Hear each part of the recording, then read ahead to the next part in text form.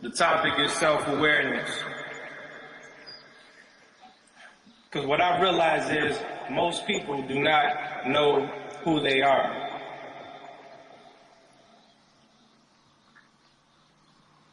They might know the things that they do, but they don't know exactly who they are, like what makes them them and what separates them from everybody else. Because what happens is we're born, we pick up traits from everybody around us, and we tend to emulate the things and the behaviors from people around us. And we pick up these different character traits and we adopt them as if they're our very own. But in all actualities, those are picked up over time from our surroundings and the people and things that we surround ourselves with, to the point that becomes who we are, which those things that we've picked up over time from people and things that have been placed around us throughout childhood and early teenage years and adult years, and we consolidate these different traits, and we believe that that's what represents us, and that's exactly who we are. But it's far beyond that.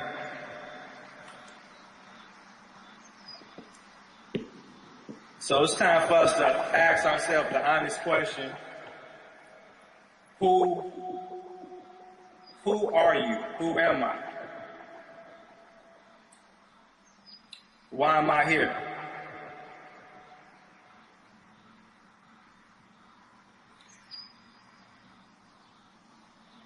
Who am I? Why am I here? I'm here to do more than just get a good job, make good money, get a nice car, get a big house. I'm here to do more than just go to school, get a college degree.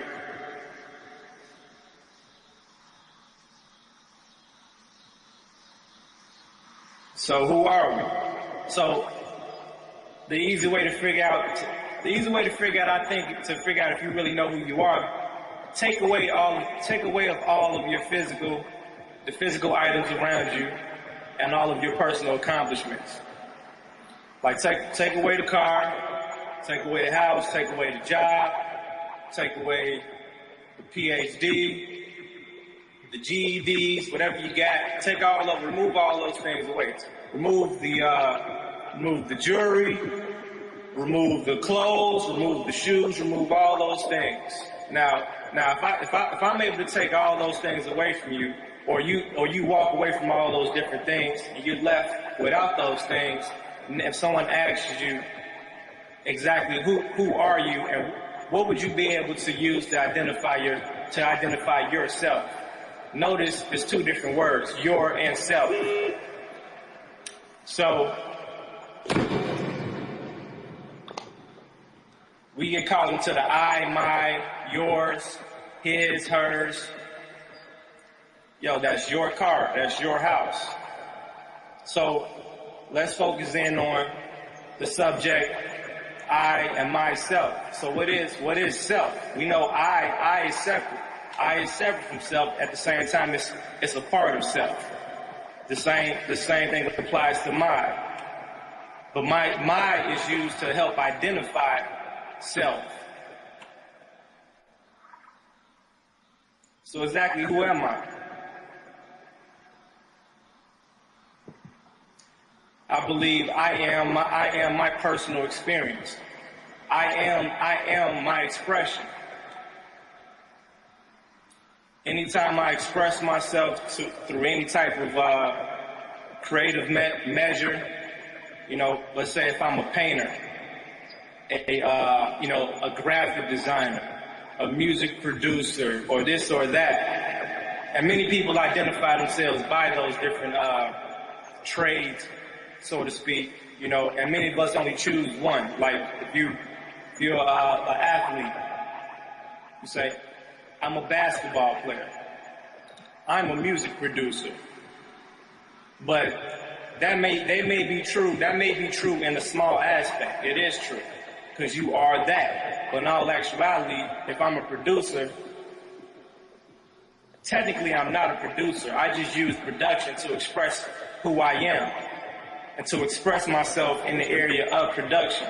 If I'm a painter, I'm just using the paintbrush and the canvas that I'm using to paint on as tools to express myself, to express a particular type of vision that's emanating through my brain.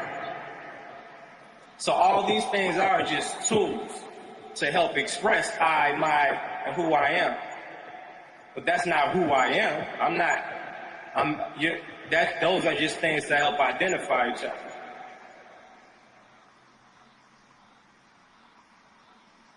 So once we realize and able to identify exactly who we are by way of personal expression, mentally, spiritually, and physically, so now we break things down in different sections. If you're a basketball player, that's a physical expression. Even though mentally you still have to be in the mind frame of a basketball player at present time while you're expressing yourself on the basketball court. So these things all tie together because while you're playing basketball, you are mentally, you have to be in the game, because if you was out the game, you wouldn't be successful at the game. So the mind has to be involved in the physical activity simultaneously. I, my, his, her. It's like, who am I?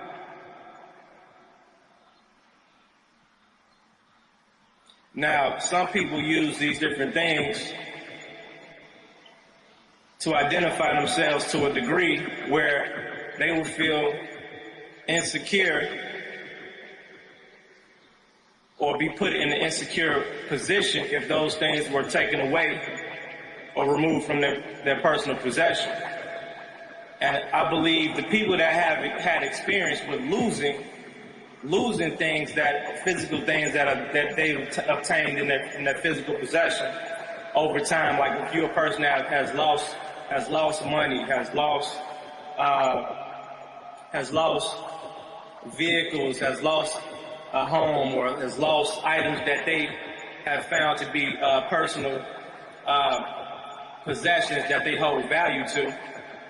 If you're a person that experienced losing these things and regaining the same things that you've lost, especially if you're a person that have lost things, the same type of things multiple times. Many of us have taken financial losses quite a bit in our lifetime. But one thing is for sure, each loss is a new learning experience. You learn something new every time, because you will have to learn something new every time you lost, especially if you've been able to put yourself in a position to regain these things. Because the whole main objective is to put yourself in a new position where you're never in a position to lose these things again. But if you do lose these things again, what's good, Rochelle? If you do happen to lose these tangible things again, these tangible treats, the money, the cars, the houses, and everything else that you wish and that you purchase with the money that you obtain, the things that you desire to make you feel better as a man or a woman, you need to get to the point where if you lose these things again, it doesn't take away from who you are and what identifies you. So now if I lose a car again, I'm not going to be so emotionally attached to that particular car or to a vehicle or any physical object in general.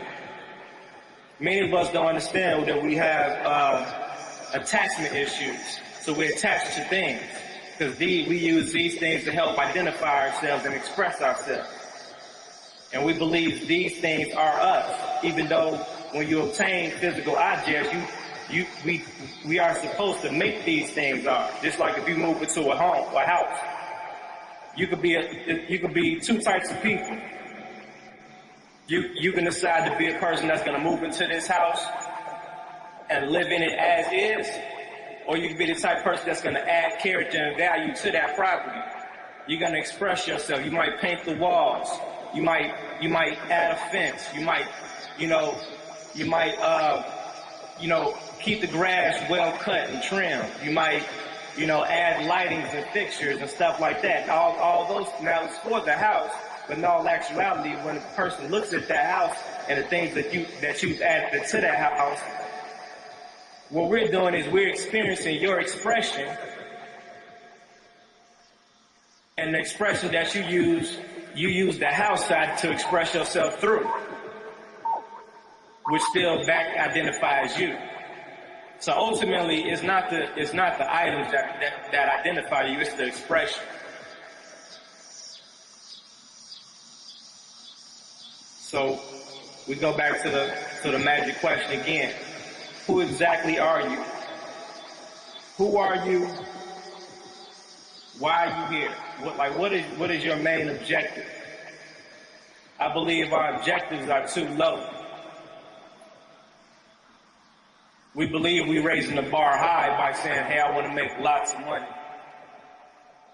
Oh, hey, I want this big house and big car. See, the thing is that now we have people that have already inherited the fancy cars and expensive houses and stuff like that, and that whole lifestyle that comes along with it. So if you're a person that has inherited these items already, that means you was born into a world telling you who you are, how you're supposed to look, how you're supposed to walk, how you're supposed to talk, how you're supposed to dress, how you're supposed to live. Like, so if you was born into that thing, into that world, you didn't have to spend the time it took to build upon your own personal self to curate the world that you want to be in, because you already was born in the glamour. You was already born into wealth. So all you're trying to figure out is find ways to spend the wealth. So then again, so even if you're rich physically, you still can be poor mentally and spiritually, because you were spoiled into the lifestyle of glamour.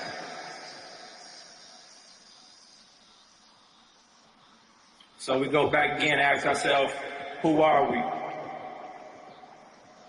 And then again, I can say, we are every expression of ourselves. We are every expression of ourselves. And this boils down to everything we do every single day. Your expression of self is what you naturally love to do, what you're naturally attracted to. You are your own imagination.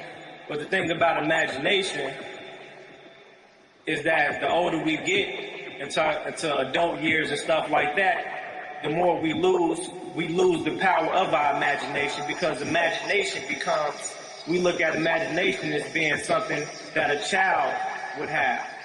That's why a child's imagination is far more broader than an adult's, because we get into the adult mind of what's real and fake, or a reality versus a non-reality. But in all actuality, anything that you can imagine and envision, you can manifest into the physical world. And these are just simple facts. You wake up every day and you feel like shit, you have a choice to continue feeling like shit, or to think of yourself in a different fashion and to produce thoughts to take you out of that mind frame to feeling like shit. You can choose to feel better, to feel great about yourself by doing something that makes you feel good. You can change your vibration instantaneously. You can choose to continue, because many of us cannot let go of these emotions.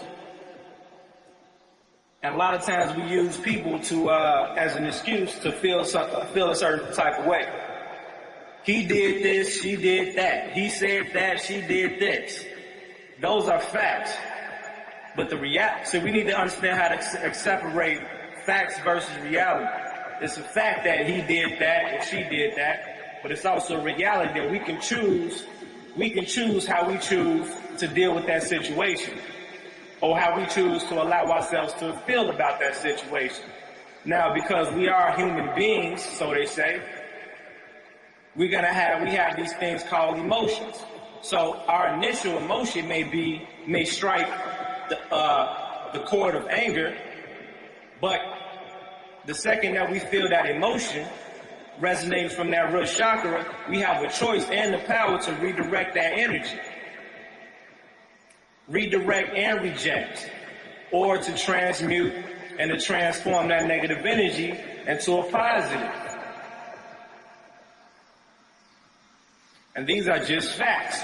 Or we could choose to just give the excuse for why we're angry and why we're feeling this way and why we're resonating at a low frequency, because Joe Blow did this and so did that. So we feel like, okay, I deserve to feel like this because they did that, and they feel like we feel comfortable with that. All actuality, all we're doing is giving somebody else outside of us the power over our emotions.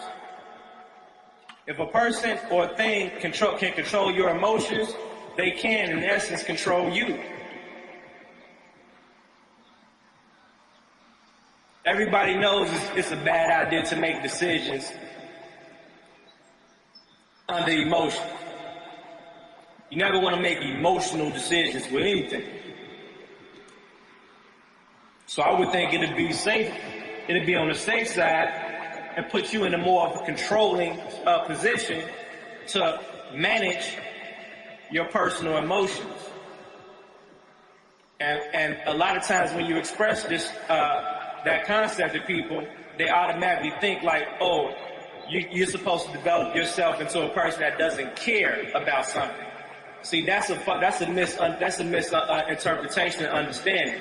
Just because I choose not to react a certain way or in a negative fashion in which somebody would expect me to,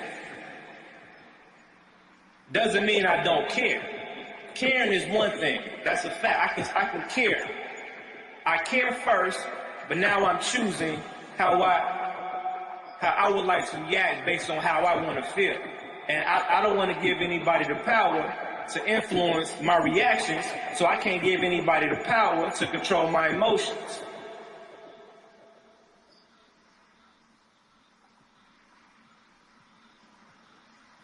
So we ask ourselves, exactly, who are you?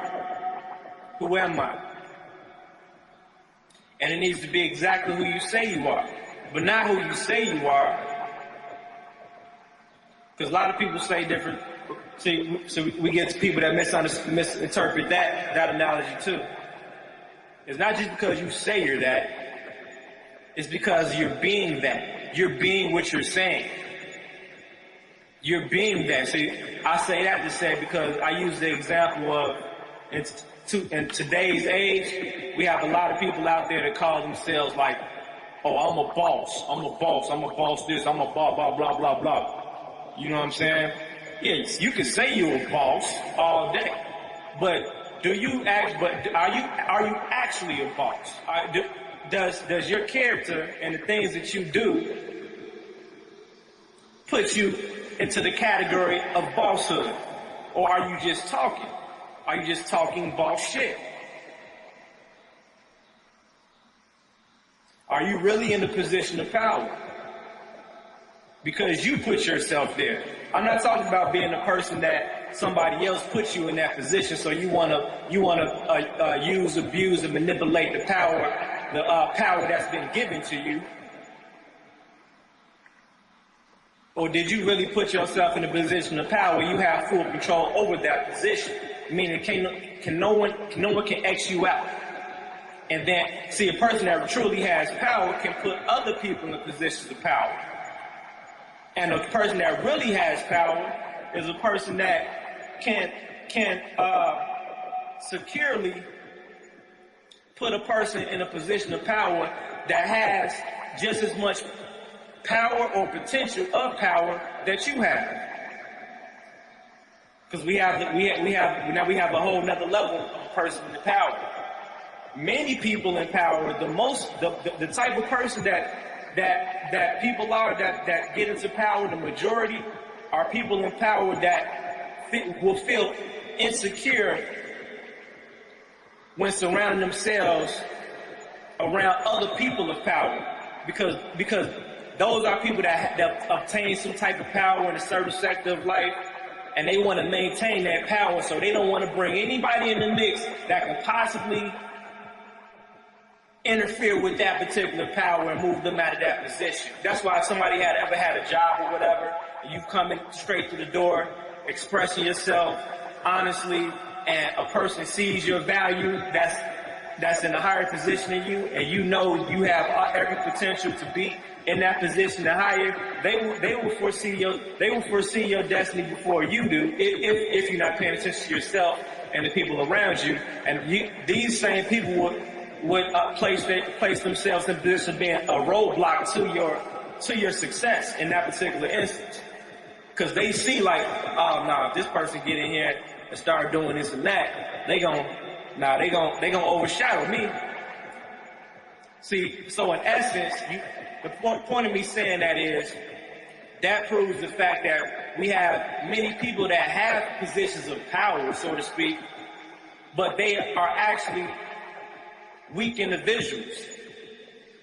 So you can be a weak-ass person that has limited powers, and the perception of the power that you have may be huge to others. But it takes certain types of people to be able to identify, like, this person ain't really on shit. This person really doesn't have any power. Because if you truly have power, you wouldn't have to worry about somebody taking it away from you or overshadowing your power. A person that is really secure with themselves and really knows who they are and truly knows how to express and identify themselves through everything around them is going to be eager to bring people of equal or even more power in different areas along with them for the ride or within the same circle. Because a person of real power knows that the energy field and the transfer of energy can and will, in due time, uplift them to an even higher level of power. So if I'm a real boss, I want to surround myself by real people that can be operating that capacity. And I would enjoy every challenge from a person that has a certain type of vibrational power. Because I know I'm going to be able to feed off that power, feed off that challenge.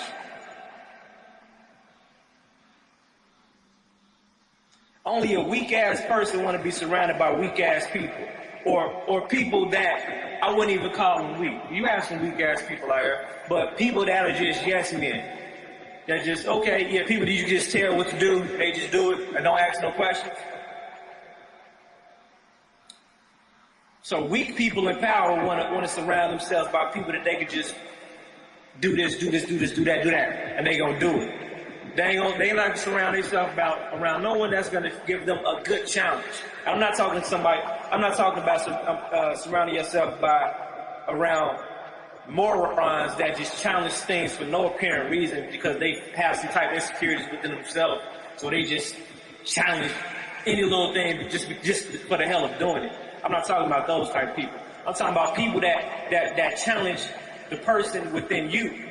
I want to be around people that's going to challenge certain things within inside myself, meaning challenge my areas of my weaknesses. Everybody on the planet has a weakness. So my objective is to get close to people.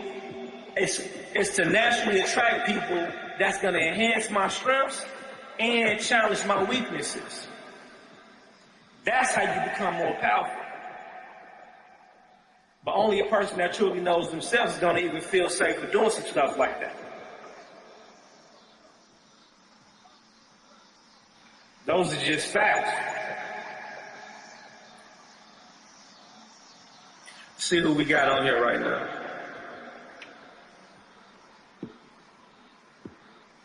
Oh, my bro on here, man.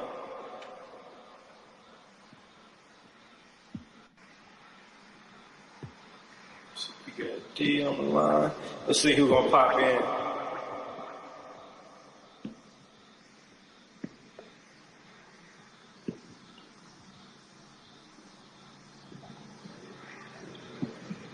I don't even know how to add people.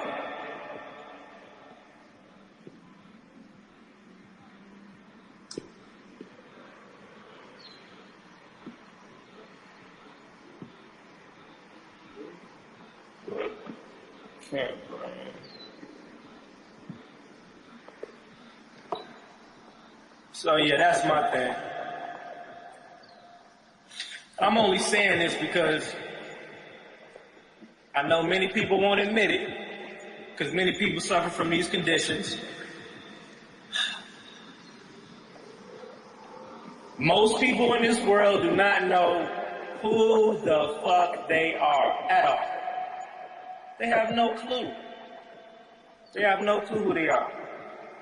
So anybody that challenges who they are, they're gonna try to reject them.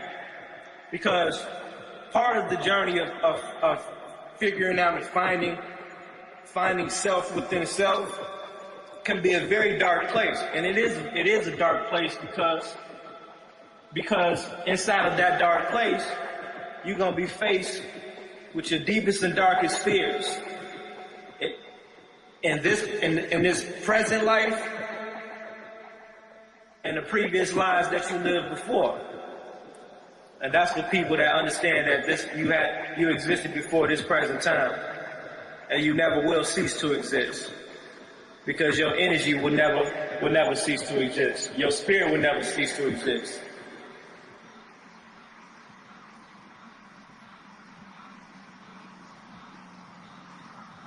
You say camera not coming in. I don't know what. All right, let me try this again.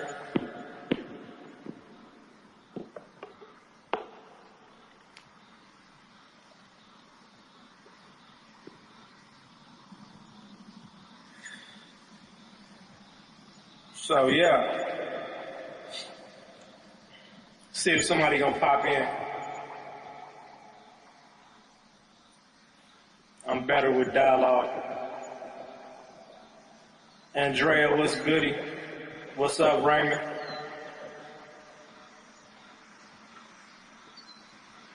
What up, DD? Let's see if Daniel can pop in real quick.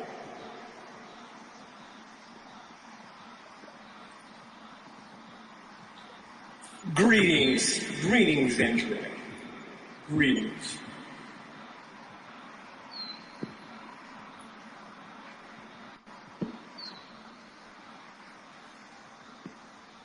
Give me 1 second, y'all. I'm trying to see if I can get somebody out here streaming, not acting right.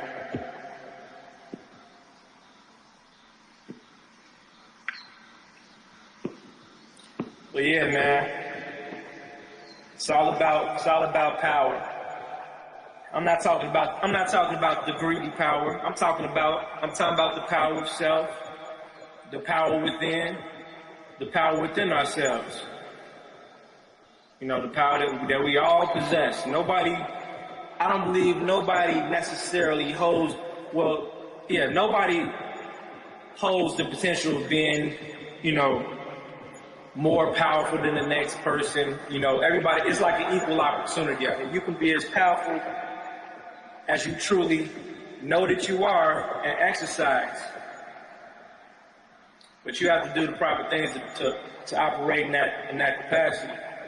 Truly operate in that capacity, and not just being a good actor or salesman. Because a lot of people acting in that capacity, but that's not really doing the spiritual work.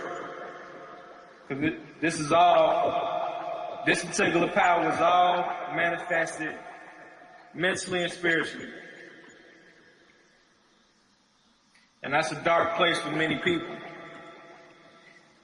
And the reason why is that because we've been given religion in exchange for spirituality. And we've been taught just to believe. Don't ask any questions, just believe. Right? We also have been taught to fear. Fear is a huge thing. Even though many people, if you ask 1 million people, are they afraid of anything? Probably half of those people will say no. Lying their ass off. One thing's for sure,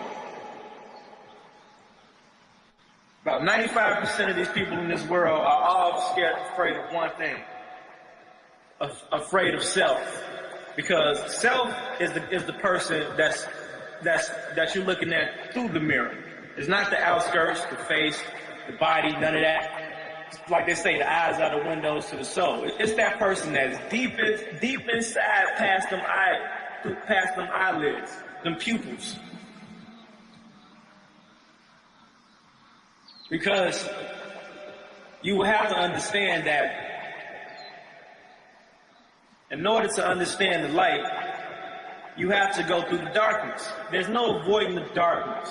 So if you think you're going to reach your optimum level of consciousness and stuff like that without that journey and that path through the darkness, which we perceive as being negative or evil, which is exactly the opposite. See, the problem is it's perceived as negative and evil because we're going to see things that most of us are not ready to see or experience. We're gonna feel things we're not ready to feel. We're gonna be challenged on levels that we're not trying to be challenged on because it feels safer just not to do it. So we'd rather just settle, settle for life the way it is and just, don't ask no questions about that other side. Because we feel safe, because we all want somebody just to save us. Save us from the evil. And many of us call things evil that are exactly the opposite. Most people don't have no idea exactly what evil is and what good is. Only the perception of it. How can you determine what's good or evil if you only are entertaining one side?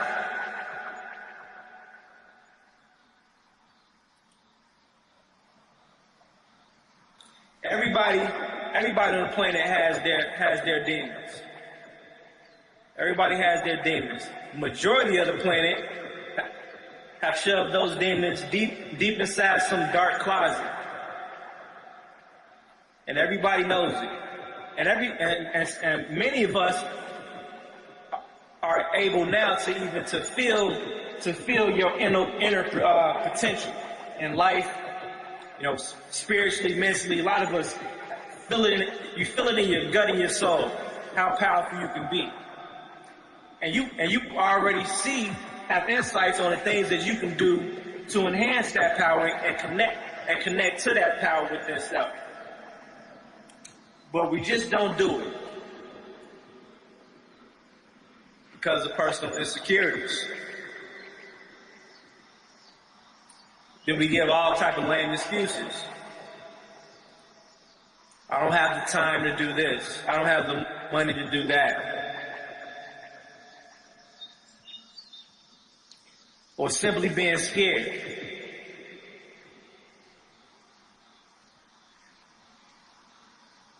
You cannot sit on your own throne until you can face your own demons. And if anybody want to know a good story to watch and to really get a clear insight on exactly what that means, I encourage everybody to watch. Just pay attention to the story to Bruce Lee. Like, watch the movie Dragon. Watch Enter the Dragon. And even watch the latest one, Birth of a Dragon.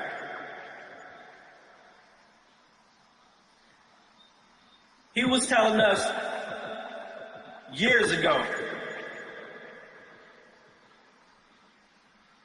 He was telling us about entering into the darkness.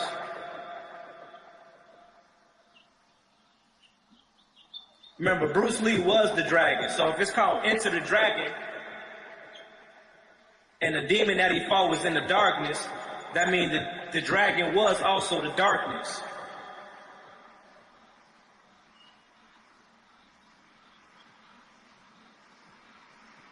Meaning he was the demon.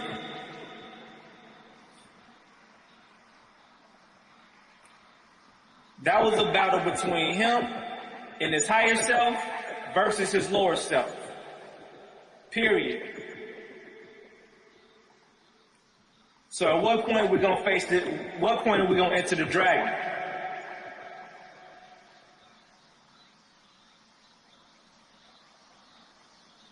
We got to take advantage of the resources and the teachers that's been placed here before us, and teachers that are coming forward now to show us different elements of ourselves. We got to pay attention to these different communications. It's like if you've always had a thing for a particular art, that means there's something within that art. There's a message for you inside of that particular art that you're supposed to gain on a conscious level and a spiritual level, not just physically. It don't matter what it is. If you're a music producer, it's your job to raise because you have the tools, and you're supposed to use the skills acquired while using these tools to raise the frequency and vibration. It was never your spiritual or conscious job to mimic and emulate the same vibrational tones that's been given to you.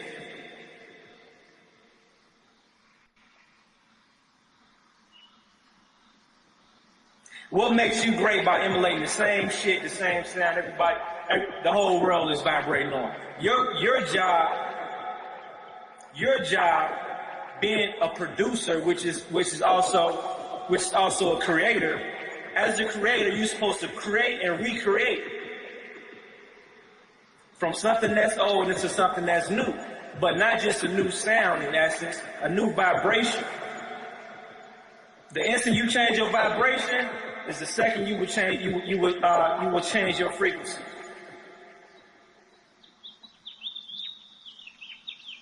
This world was created off vibrational tones. So based on that concept alone, you would think, you will understand how much power you truly have by simply being a music producer. Now, true enough, in the beginning, the world around you and the people around you might not understand what the hell type of music you're producing, because they're not gonna understand the tones and the frequency. You start playing certain tones and frequencies around people, they start feeling all crazy and thinking you worshiping the so-called devil. That's because those tones and frequencies are triggering something within these people's chakras. And it's uncomfortable because they don't know what it is. They don't know how to define it. Right? So knowing this concept and possibility, I don't understand why people wouldn't want to entertain this more. Why that simple concept alone wouldn't drive them to be the greatest creators of all time.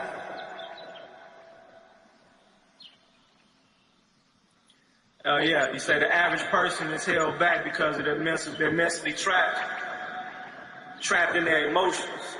Exactly. We were just talking about emotions earlier. Emotional attachments.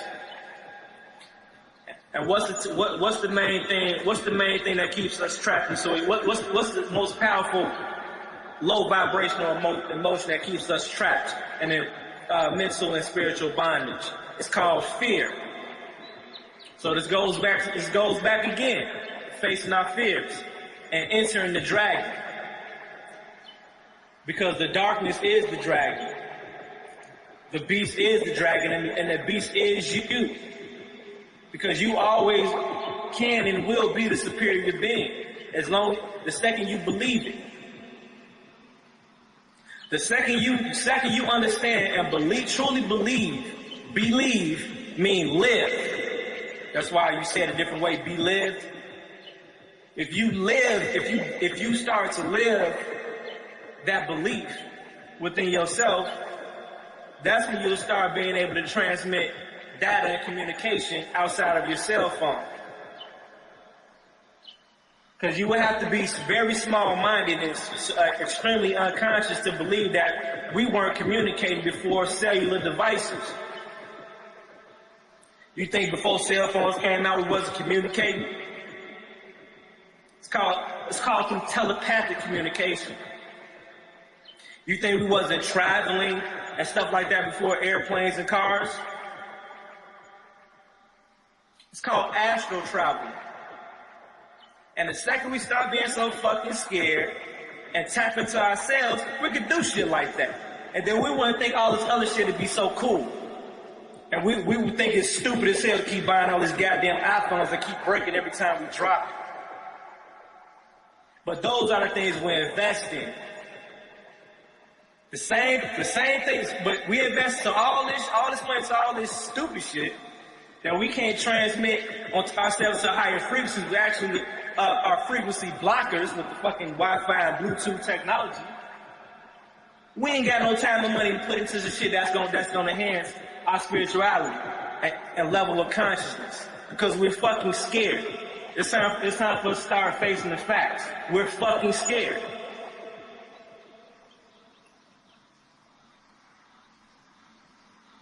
Because the concept of that relates to something that they told you you should not go into, you should not entertain.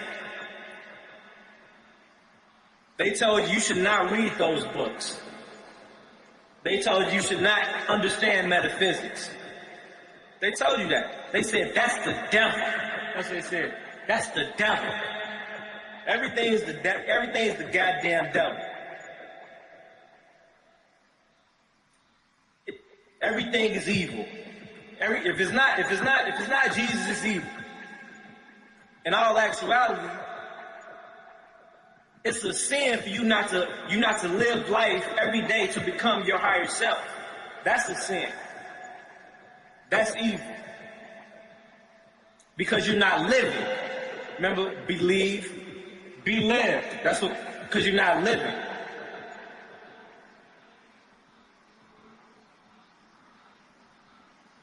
And notice the word evil when you say it backwards. Look at it backwards. It says live. That means the answers you need and the tools that you will get in order to live and are in everything that they said was evil. You see the psychology behind that? You cannot live, because in order to live, you have to be evil. So they flipped it on our ass. And we don't even know this. We're not even paying attention to this type of stuff. Right? And you gotta live this shit for real.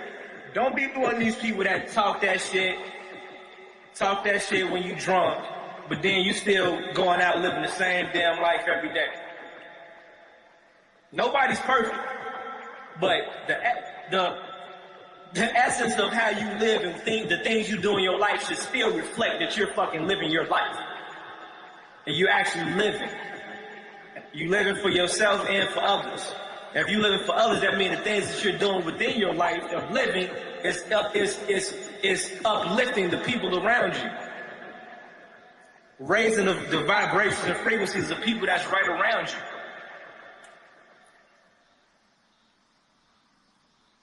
And it boils down to, we ask ourselves the initial question at the beginning. Who the fuck are you? Who am I? What is my purpose in being? Everybody has a different duty for being here in this third dimensional shell. But ultimately, we have the same duty. Everybody has a responsibility to uplift humanity. I'm not talking about building shelters and this. We need that little stuff, marching, all that stuff. That stuff is fine and it's cute, but guess what? That shit is not gonna change shit at all. It's for entertainment purposes. See, we don't understand that when we march for shit, stop the violence, shit like that. We don't understand that you was programmed to march. The oppressor told you and taught you how to go against them and how to exercise your rights and how to challenge. You're like, well, how you think that? Well, look back in history. What did they do in the Martin Luther King days? What did we do? We marched. So we're doing the same exact shit. That's not to say that they didn't do positive things and stuff like that. They did what they could do. But the job and the duty should have been dealt with or needed to be dealt with on a higher level as well. Everybody has their position. So, okay, while Malcolm and Martin was doing that on the ground level and on the surface level, it's other jobs up there upstairs. It's other it was other duties that people that understood and that was on that vibrating on that level of consciousness should have been taken over and controlled. But nobody's teaching this stuff. Nobody's sharing this type of information or possibilities. They don't want you to know who you are. They want you to keep marching. They be watching y'all. They be watching us march and stuff, laughing. They do not want you to know who you are.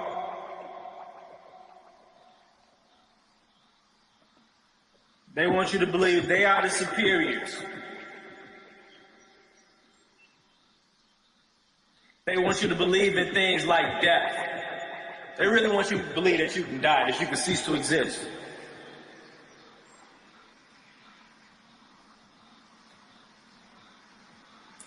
And that becomes a mental disorder. And a lot of us do have mental disorders that we really don't. See, having mental disorder doesn't mean like you're retarded, like you're on a short yellow school bus, beating your head with a hammer, with a wooden spoon or some shit. No, it's people that's actually productive in the world, waking up every day, going to work, going to church, that are mentally fucking ill and don't even know it. Because they're not able to calculate common sense, logic, and rationality. Those are the basic levels of things. Before we can get to any type of spiritual aspect of anything, you have to be able to calculate things on the basic level of anything. So we dealing with the balance of emotion, logic, and rationality. Those are the three things we have to get in control first before we start tapping into. I encourage you to get those in order first before you start tapping into some spiritual work. And you start dipping into your own personal magic. Because this is what happens when you start tapping into your spiritual stuff and your magic. If you start opening up these different Pandora's boxes and stuff like that before gaining control over these, what happens is you get lost into the other world. And now you get caught to a whole nother matrix. And you can actually lose yourself further than where you at right now, trying to unplug.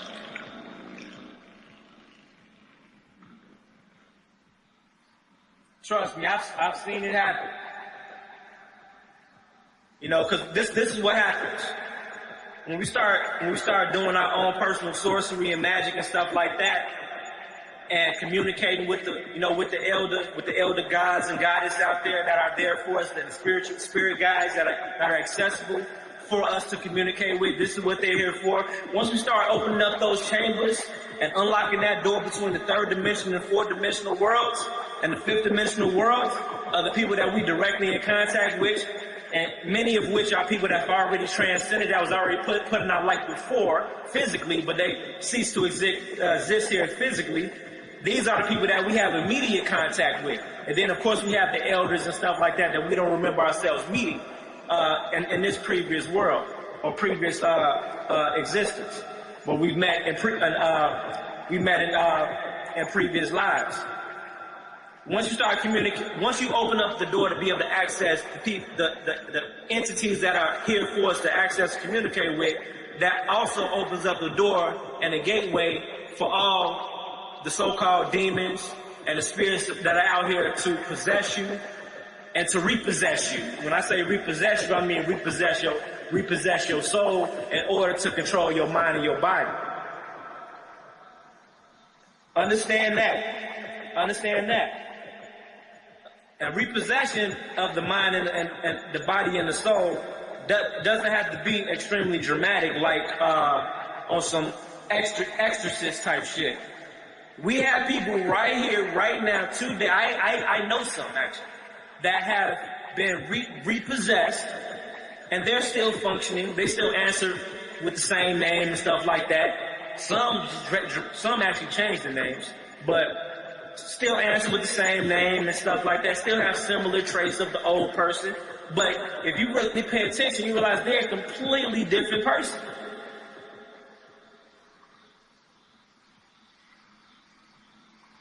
or you know people that have been screwed up for so long, in your mind, that's just who they are.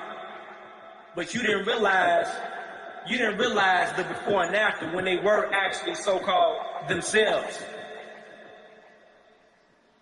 Because many people get repossessed early in childhood. That's what we need to understand. Early in childhood. And we blame the surroundings and circumstances for the reason why they change into this dark character. But people they are repossessed spiritually early in childhood. And they just never make it back to their body. I'm talking about like this. The spirit has been completely like swapped out. Like you wouldn't even notice it. So that being said, that whole fear factor, that shit got to be squashed in the gate before you start doing some heavy magic. I'm saying that to say, because once you open up that gateway, you're gonna get the challenges. You're gonna get the spiritual challenges, and these are gonna be all the entities and deities that are gonna be that don't want you to raise your vibration, that don't want you to become the god or goddess that you are brought here to be and to resonate within that capacity. So they're gonna challenge your spirithood, just like somebody challenged your manhood or womanhood here in the physical world. You got the motherfuckers that's gonna challenge your spirithood. So if you're not on point spiritually, they gonna whoop your ass and take your body. Saying it like that. That is what it is. So we gotta be ready to take on and stand your ground. Just like we teach ourselves to be in our proper standing and to stand on our paperwork as secure parties and American national stuff like that. On the spiritual aspect, you better be ready to stand your ground spiritually, or somebody will take your shit over. Which means we have to remove and eliminate the concept. We have to remove the concept of fear. Fear has to eventually cease to exist. And in my personal opinion, the easiest way to eliminate fear, I'm talking about the highest level of fear. Like, I still don't like spiders and shit like that, but I understand physically I don't like spiders and shit like that, but I know physically that would be the exact image of the deity I would have to deal with on the spiritual level, and that I have dealt with on the spiritual level once I start reaching towards the elders and stuff like that, and raising my vibration. Because they're gonna take the form and shapes of things that you're afraid of here. That's what happens. So we got to get ready to face these entities, these deities. And the easiest way to do that is to remember that you can never cease to exist. Because everybody is afraid of one thing: afraid to die, afraid of death, afraid of being killed. The only reason why you're afraid of death and being killed is because you feel like when that happens, you cease to exist. So imagine for 1 second if that wasn't the factor. If in all actuality you can never cease to exist, and nobody actually had the power to ever prevent you from ever existing, or reincarnating, or transcending, which is the proper term we're supposed to use when people pass from the third dimension to the fourth or the fifth or whatever dimension they're going on, based on the level that they was levitating on while in the third dimensional shell. See, when we're in this third dimensional world and shell that we're in right now, we have a choice in the way of living. And it's just like school. If you're putting in the work, you're going to school, you're going to class, produce some good grades, you walk across that stage, you graduate to the next level. If you don't accomplish certain things in your life spiritually while you're here, guess what's gonna happen? You're gonna repeat the fucking course again. And I tell you straight up, many of us don't even realize you feel it somewhere deep down in your soul. You felt it before. It's called deja vu and shit. When you be like, I've done this before. That's because you repeated this fucking course before. pardon my language, but we all adults. If you can't, pay attention to the message and you get caught into the emotions attached to the words that they talk about you, this is not for you. You're the person that exactly will repeat this course again. So, that being said, many of us, and most of us, have been here before and have repeated this course several times. I know for a fact I've been here, I believe last time I checked, it's like my 4th time doing this shit. And at some point you be like, you know what? I'm not doing this shit no more. I'm graduating this time, goddammit. And it ain't to the point, see, the main objective of you being here in this 3rd dimension, besides uplifting humanity, after you realize who self really is and you start reflecting yourself within everything around you, and everything around you becomes a reflection of self, that's when you graduate. And that's when your connection to the elders is within safe travels.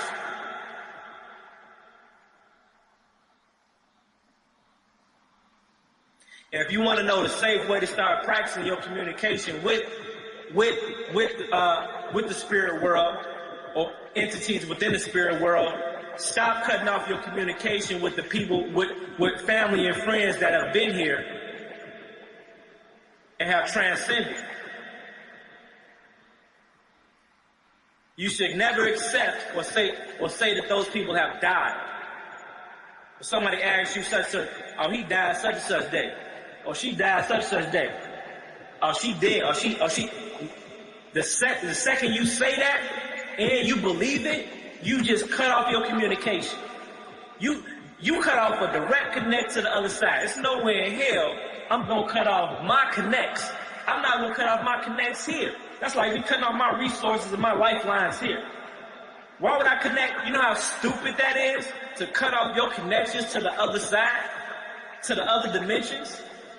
See, they teach us to cut off our connections and communication, but at the same time, we scared and we want something on the spiritual level to save us. We believe there's something in the sky to save us, but we don't believe that something that existed right in front of us, a whole being that we've grown to know and grown to love, has passed from the physical to the spiritual, and we believe. And these are facts because at least one person on this channel right now can tell me an experience that they've had with a loved one that has passed on, that they've still been communicating with them. At least, because what happens is, even if you say the words death and died and stuff like that, still, see, the communication is so potent that even if you still are ignorant in that capacity and believing in death, the people, their spirit is still there. You know, the spirit hasn't fully left. The spirit still exists around you until you completely eliminate that communication. But I know people that still have heard voices inside of their homes, have witnessed lights cutting on, cutting off, have felt the vibration of the person that had just so-called died. Like, you know how a person feels. You know how a person. You know a person's back. That shows you that proved it to you right there. People I know that was my uncle. I know that was my friend. People like, how you? I know. And you know it because this is what happens. Typically, see, we scared of that shit. So if it was anything else besides a person that we love, we would have been shitting our pants, trying to move out the house and shit. But you wasn't scared because you knew who it was. That just proved my point right there. They've never ceased to exist. So therefore, there is no such thing as a concept of death. But the second you keep casting those spells by using those words, you just made that a reality. Maybe not an exact reality, because still your words can't cease them from existing. But what it will do is make it a reality and real in your world.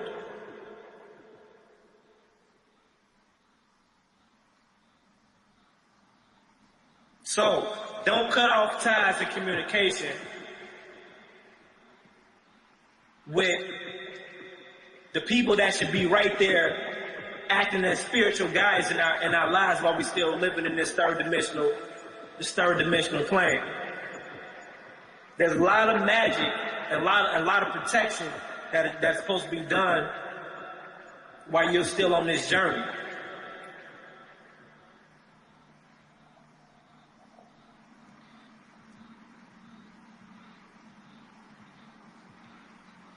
We gotta start spending time in the darkness.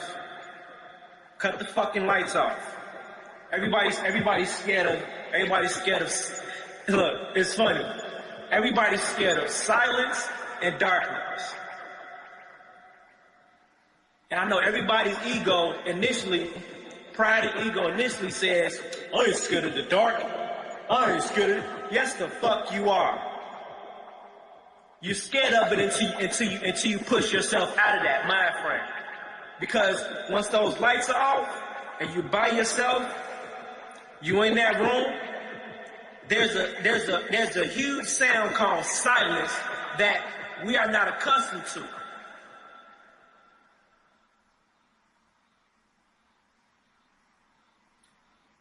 And technically there's no such thing as silence because you can clearly hear the sound.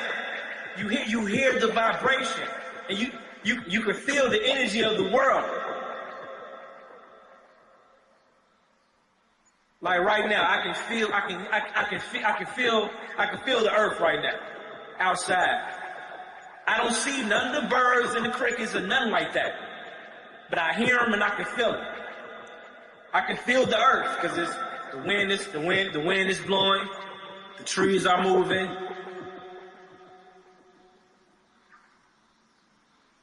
It's like every essence of everything has already been provided for us.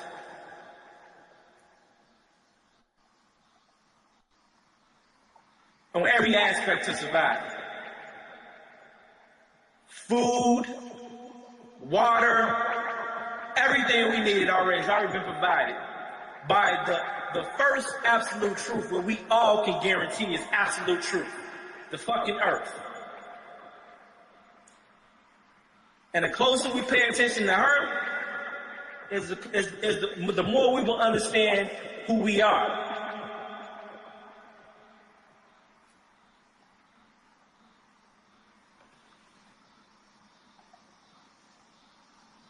Yeah, bro say it happened to him when he was in tune with his grandfather. But he passed on before I was born. Yep. Absolutely.